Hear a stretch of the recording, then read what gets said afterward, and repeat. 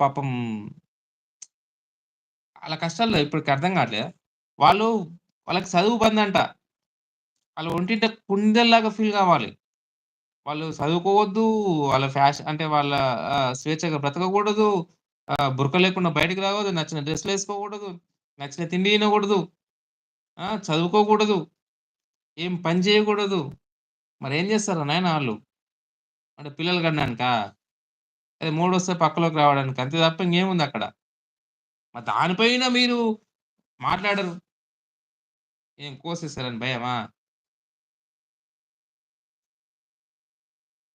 ఈ లిబరల్స్ కూడంగా చాలా మంది అది ఇది అని మాట్లాడుతా ఉంటారు. ఈ కమ్యూనిస్టులు ఎవరైతే ఉంటారో ఇప్పుడు వీళ్ళంతా ఎవరు అభ్యుదయ భావాలు కలిగిన కొంతమంది ఆడోళ్ళకి సంబంధించిన వాళ్ళు చాలా మందున్నారు. వాళ్ళు ఏ రోజైనా బంగ్లాదేశ్‌లో జరుగుతున్న పరిస్థితులను గాని, పాకిస్తాన్‌లో జరుగుతున్న పరిస్థితులను గాని, లేకపోతే ఆఫ్ఘనిస్తాన్‌లో ఉన్న పరిస్థితులను గాని, అక్కడున్న ఆడోళ్ళ మీద జరుగుతున్న అకృత్యాలు, ఆగడాలు ఏ రోజైనా క్వెషన్ చేసిర్రా? చేయరు. వాళ్ళకి గావాల్సిందేందంటే సెలెక్టివ్. ఈ బ్రహ్మానందం గారు లాంటి వాళ్ళు గూడా ఏం చేస్తారంటే, అక్కడున్న అదే సిట్యుయేషన్‌లో దానికి సంబంధించిన సభని తన మాటలతోటి చెప్పడం తప్ప, వాళ్ళు నిజంగా ఆడోళ్ళ గురించి అంత ఆహ్, మాట్లాడే వాళ్ళైతే గనక, వాళ్ళ గురించి అంతగా కేర్ తీసుకునే వాళ్ళైతే గనక, అప్పుడు ఆఫ్ఘనిస్తాన్‌లో జరుగుతున్న ఆకృతాల మీద మాట్లాడేవాళ్ళు. అంటే ఏమంటారు? మన రీసెంట్‌గా ఇది హమాస్ ఏదో వచ్చింది గదా! ఆహ్, సేవ్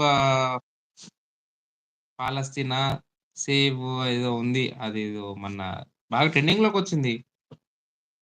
సో, అట్లా సేవ్ వుమెన్ ఇన్ ఆఫ్ఘనిస్తాన్ అని జెప్పేసని ఎప్పుడైనా హాష్‌ట్యాగ్ బెట్టి వాళ్ళ గురించి ఎప్పుడైనా మాట్లాడారా? Save Afghanistan in women in Afghanistan అని జెప్పేసని ఎప్పుడైనా బెట్టారా? ఎవడు బెట్టడు.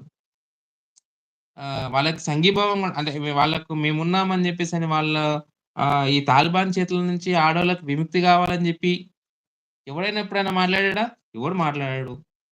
ఎందుకు మాట్లాడడు? ఏమనంటే వాళ్ళు కోసి కారం బెడతారు గాబట్టి. ఇగ మన దగ్గరనే ఎందుకు మాట్లాడతాడంటే పాపం మనకి మన ధర్మానికి సంబంధించిన బోర్డ్ లేదు.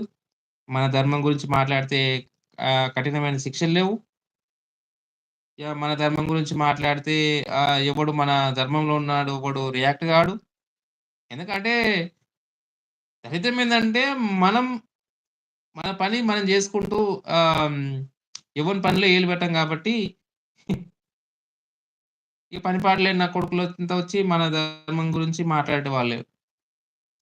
పూర్తిగా అవగాహన ఉండి మాట్లాడతారంటే అది గూడంగా కష్టమే.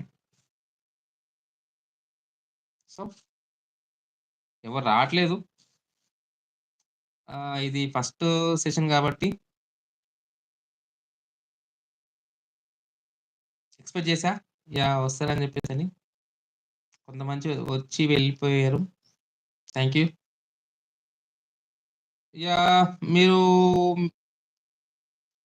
రేపు 10:30కి నేను గూడా ఇదే టైంకి నేను లైవ్‌లోకొస్తాను. సో, రేపటి టాపిక్ రేపుంటుంది.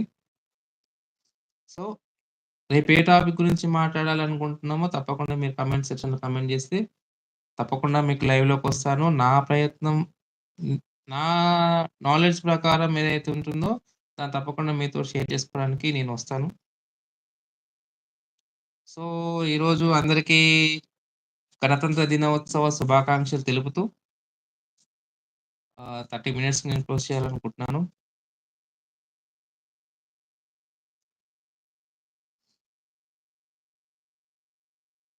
ఆహ్, చాలా అనిపిస్తుందండి. బ్లడ్ బాయిలింగ్ అనిపిస్తా ఉంటది. ఎట్లా అంటే రక్తం మరిగిపోతుంటది. ఒక్కొక్క పాస్టర్ నా కొడుకులు అడ్డగోలుగా మాట్లాడుతున్నారు. ఆళ్ళని ముంజ నా కొడుకులు అన్నా గాని తక్కువని. ఇంకా ఇంత దారుణంగా ఇంకా గలీజ్‌గా ఎ ఎట్లా నోటికి ఎంతొస్తే అంత తిట్టాలనిపిస్తది. కానీ మనకేందంటే మన అమ్మ, నాన్న మనకు సంస్కారం నేర్పించారు కాబట్టి ఆ మాటలు మనం అనకూడదు కాబట్టి సో, అట్లా.